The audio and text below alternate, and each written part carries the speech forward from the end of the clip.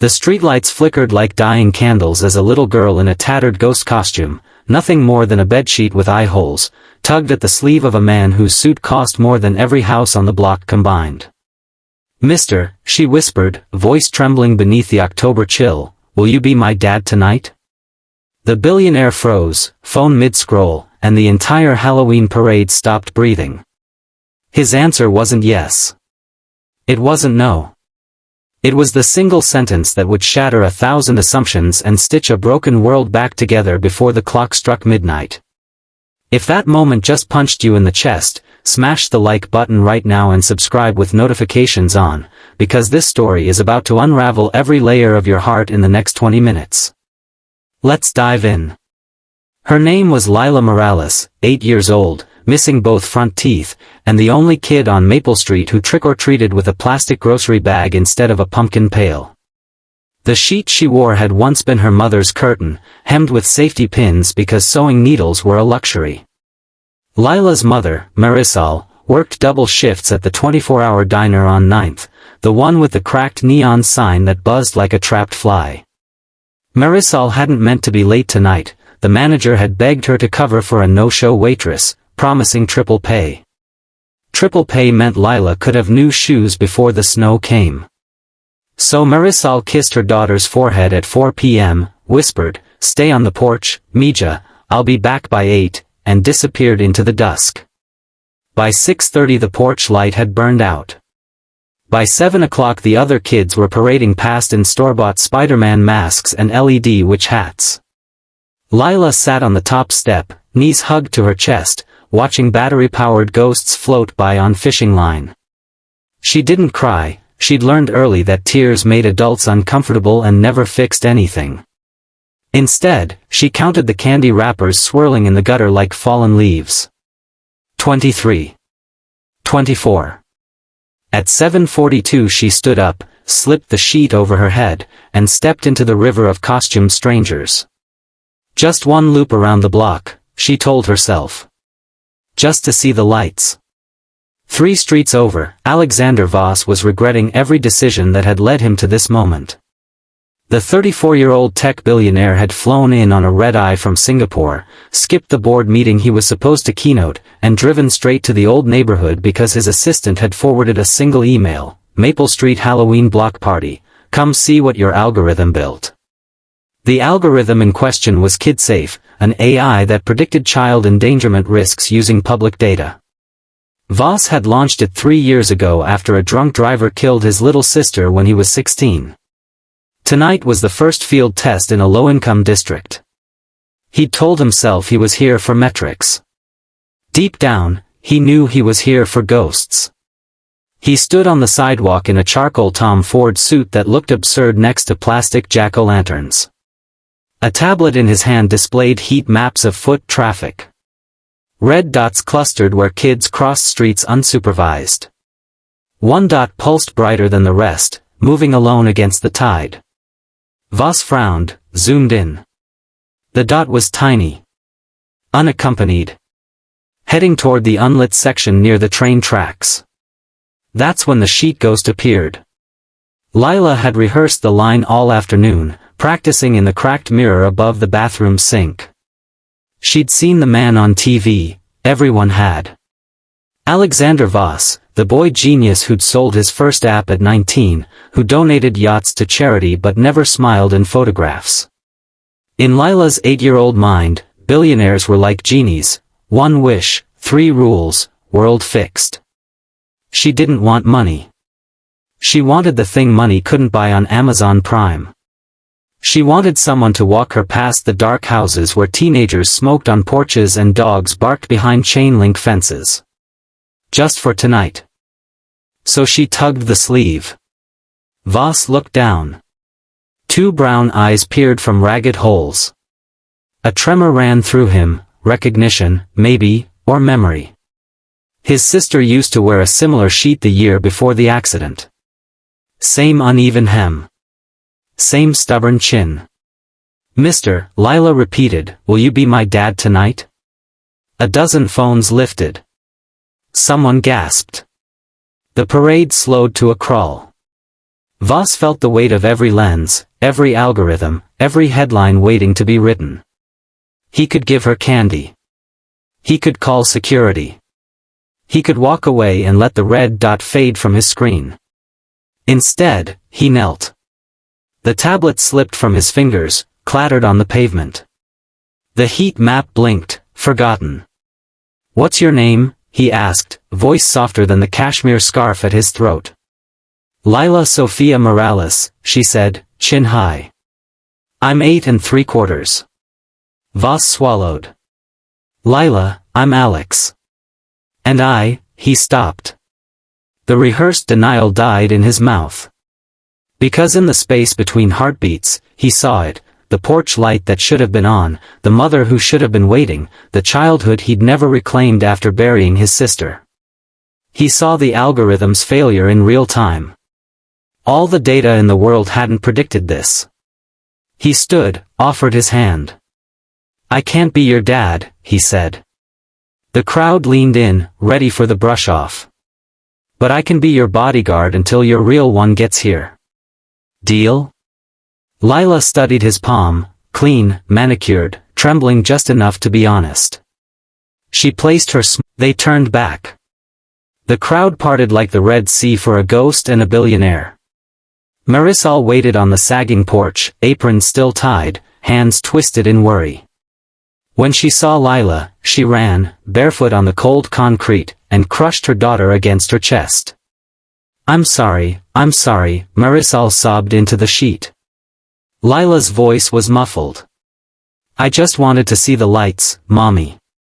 Voss stood at the bottom step, feeling like an intruder in a moment too sacred for algorithms. Marisol looked up, eyes red. "Thank you, Mr. Voss. I don't know how to." "Alex," he corrected gently.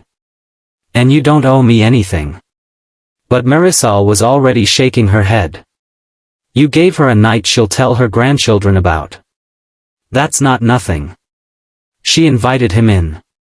The house smelled of cinnamon and Lysol. The couch sagged in the middle, the TV flickered with static. Lila tugged Voss to the kitchen table, where a single candle stub flickered in a jelly jar. "We were gonna carve a pumpkin," she said, "but Mommy had to work." Voss rolled up his sleeves, $3,000 suit and all, and carved the ugliest jack-o'-lantern in history. Lila named it Sir Drool's-a-lot. They roasted seeds on a cookie sheet older than she was. Marisol poured coffee into a mug that said "World's Okayest Mom." Voss drank it black, no complaints. At 10 p.m., Lila fell asleep on the couch mid-sentence, sheet tangled around her ankles. Marisol covered her with a quilt patched from old t-shirts. In the quiet, she and Voss talked. Really talked. About overtime that barely covered rent. About a father who'd vanished when Lila was 2. About a little girl who asked strangers to be her dad because the real one never came back. Voss listened until the candle burned out. Then he made a decision that would upend his carefully coded life. "Marisol," he said, "KidSafe flagged Lila tonight. Not because she was in danger, because the system doesn't account for kids who just need someone to walk with them. I'm shutting the beta down until we fix that." Marisol blinked. "You're quitting?" "No. I'm starting over. And I want you on the team." She laughed, a broken sound. "I serve coffee, Alex. I don't code." "You see people," he said. "That's the part my algorithm keeps missing." He left his card on the table. "Not the black Amex, the one with his personal cell. Think about it. No pressure." The next morning, the internet exploded.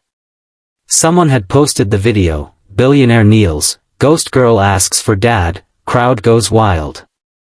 Hashtags multiplied, hashtag Halloween hero, hashtag be her dad, hashtag Voss the boss. Voss's PR team panicked. His board demanded explanations. He ignored them all. Instead, he showed up at the diner at 6 a.m. with a proposition. Marisol accepted on the spot.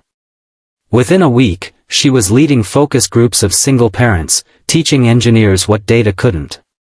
Lila became the unofficial mascot, attending meetings in mismatched socks, drawing smiley faces on whiteboards. But the story doesn't end with a job offer. Because on November 1st, Voss received a text from an unknown number, "We need to talk." J turned out to be Javier Morales, Lila's father, fresh from a 6-year prison stint for possession with intent. He'd seen the video. He wanted back in. Marisol's hands shook when she read the message. Lila didn't understand why her mother cried harder than the night she'd come home late. Voss could have lawyered up. Could have buried Javier in NDAs and security details. Instead, he arranged a meeting at a neutral playground, noon on a Saturday. Javier showed up in a clean shirt, eyes bloodshot but sober. Lila hid behind Marisol's legs. "I'm not here to take her," Javier said. "I just want to earn the right to walk her on Halloween someday." Voss studied the man, saw the same tremor in his hands he'd felt the night Lila asked him to be her dad. "Then start by walking with me," Voss said. "Every Saturday. We'll pick her up from school, take her to the library. You miss one, you're out." Javier nodded. "Yes, sir." The first Saturday was brutal. Lila refused to speak. Javier carried a backpack of apologies and a single pumpkin spice donut. By the third Saturday, she let him push her on the swing. By Christmas, she called him Javi, not Dad, yet. Voss funded the reintegration quietly, GED classes, a halfway house with a yard, a job at the community center teaching coding to kids who looked like Lila. He told no one, posted nothing. The algorithm learned humility. Spring came. KidSafe 2.0 launched with a new metric, the Human Accompaniment Score. It paired at-risk kids with vetted volunteers for walks home, park days, Halloween patrols. Marisol ran the program. Javier became its first success story. Lila turned 9 under a sky streaked with fireworks she'd helped light. On the 1-year anniversary of that Halloween, Voss returned to Maple Street. The block party was bigger now, food trucks, a bounce house, a stage where Lila performed a dance she'd choreographed herself. She wore a real costume this time, a cape made from Marisol's old diner apron, sequins glued in the shape of a heart. At 8:42 p.m., exactly 1 year since the sheet ghost moment, Lila found Voss by the cotton candy machine. She was taller, front teeth growing in crooked. "Alex," she said, "I don't need a bodyguard anymore." His heart cracked open. "I know, kid. But I saved you something." She reached into her pocket, pulled out a folded piece of paper. It was the ugly jack-o'-lantern drawing from that night, Sir Drools-a-Lot, now laminated. On the back, in purple marker, "To my almost dad. Love, Lila." Voss's eyes burned.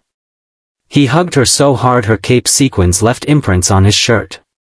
Later, when the fireworks faded and the streetlights hummed back to life, Marisol found him sitting on the same porch step where it all began. Javier was inside, reading Lila her bedtime story, some negotiation about one more chapter. "You kept your promise," Marisol said. "You walked with her." Voss looked at the stars, brighter here than in any penthouse. "She walked with me," he corrected. "Turns out I was the one who needed saving." The camera, if there'd been one, would have zoomed out slowly, a billionaire in a now wrinkled suit, a waitress turned program director, a father earning back his name one Saturday at a time, and a little girl asleep under a quilt of t-shirts, dreaming of next Halloween. Because sometimes the scariest thing isn't the dark. It's the moment you realize you've been walking alone, and someone chooses to match your steps anyway.